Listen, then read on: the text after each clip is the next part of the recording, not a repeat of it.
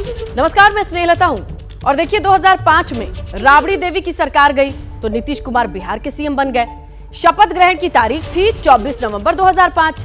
तब से लेकर आज सिर्फ 278 दिनों को छोड़ दें तो नीतीश कुमार ही बिहार के सीएम बने रहे हैं। उन 278 दिनों तक जीतन राम मांझी बिहार के सीएम हुआ करते थे और अब उन्हीं जीतन राम मांझी ने नीतीश की कुर्सी के पांव अपने एक बयान से हिला दिए हैं। लोगों को यह लग रहा है कि खेला झारखंड में हो रहा है, लेकिन बिहार की जो सियासी तस्वीर है वो भी कम दिलचस्प नहीं है। जीतन राम मांझी के पास भले ही 4 सीट है, 4 ही विधायक हैं, लेकिन अब वो बिहार की पॉलिटिक्स में बिग प्लेयर बन चुके हैं। इसीलिए तो कहा जा रहा है कि नीतीश सम्राट हैरान, असली खिलाड़ी जीतन राम। तो देखिए, जीतन राम को असली खिलाड़ी कहने के पीछे बहुत सारे पॉइंट्स हैं, क्योंकि बहुत कुछ जो कहानी का हिस्सा इनके इर्द गिर्द घूम रही है और पूरे खेल को हम आपको समझा देते हैं। लेकिन उससे पहले वो जरूरी 10 बातें आपके सामने स्क्रीन पर रख दें, जिसकी वजह से बिहार पर हर किसी की नजर है, नहीं तो होनी भी चाहिए। अगर पॉलिटिक्स में इंटरेस्ट है तो समझिए बिहार की 10 बड़ी हलचल क्या है। नई सरकार के मंत्रियों के पोर्टफोलियो का बंटवारा होना है, ये तो बड़ी अपडेट है ही, बड़ी हलचल कह लीजिए, इस पर भी नजर रहेगी। सीएम नीतीश के पास गृह मंत्रालय का जिम्मा, ये भी अपडेट है। देखते हैं इस पर क्लैरिटी और तमाम चीजें आ ही जाएंगी।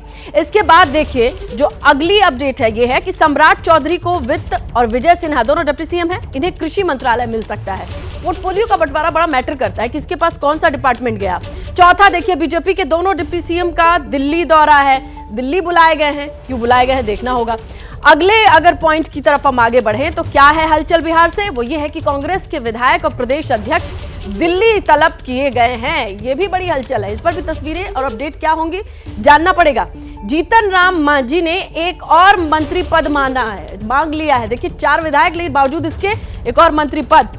कांग्रेस ने भी मांझी को सीएम पद का ऑफर दिया है। समझ रहे हैं आप कि एक मांझी के ऊपर नजरें कितनों की हैं।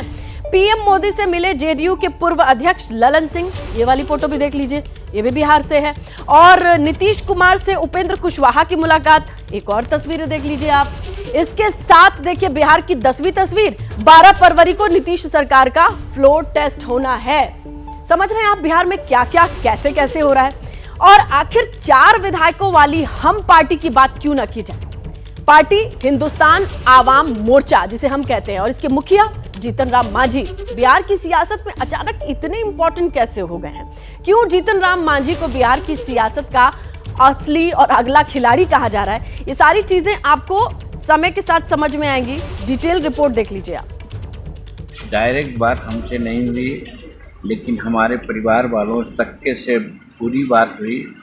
वो लोग मुख्यमंत्री पद का ऑफर दे रहे थे, लेकिन आप जानते हैं बहुत पहले भी हमने ये बात कही है कि जीतन मांझी गरीब हो सकता है लेकिन बेईमान नहीं है। 4 विधायकों वाली पार्टी हिंदुस्तानी अवाम मोर्चा के चीफ के इस बयान ने नीतीश कुमार की नई सरकार को जितना असहज किया, उसका खास असर आज मंत्रालय के बंटवारे में नहीं दिखा। मांझी 2 मंत्रालय मांग रहे थे, लेकिन मांझी से राजनीति का सबसे कड़वा अनुभव लेने वाले नीतीश ने उनकी नहीं सुनी। 28 जनवरी को सीएम नीतीश कुमार के साथ 8 नेताओं ने मंत्री पद की शपथ ली थी। आज बिहार में मंत्रियों के विभाग बंटवारे की आधिकारिक सूची जारी हो गई है। सीएम ने अपने पास कुल 5 मंत्रालय रखे हैं, जबकि दोनों डिप्टी सीएम सम्राट चौधरी और विजय सिन्हा को 9 विभाग दिए गए हैं। बंटवारे में सबसे ज्यादा बीजेपी को 23, जेडीयू को 19, मांझी की हम को 2 और निर्दलीय को 1 विभाग मिला है। जीतन राम मांझी के बेटे संतोष सुमन को अनुसूचित जाति, अनुसूचित जनजाति कल्याण, सूचना प्रौद्योगिकी विभाग मिला है। साफ है नीतीश पर मांझी का प्रेशर पॉलिटिक्स का कोई असर नहीं पड़ा, लेकिन 12 फरवरी को मांझी चौंकाएंगे, ये सवाल यूं ही नहीं उठा है। बिहार कांग्रेस के चीफ ने कैमरे पर बहुत बड़ी बात बोली है।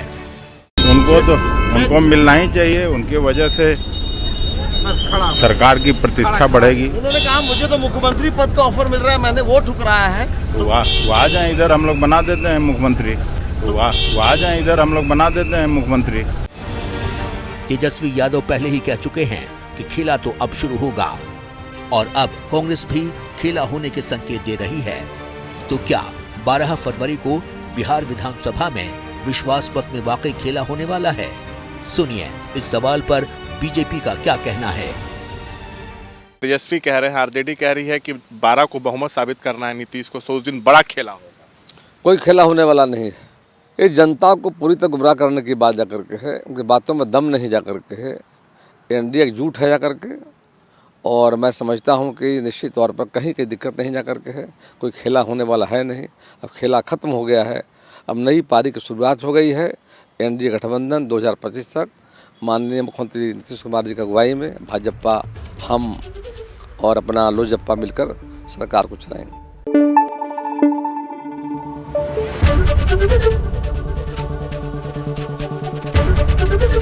एबीपी न्यूज़ आपको रखे आगे।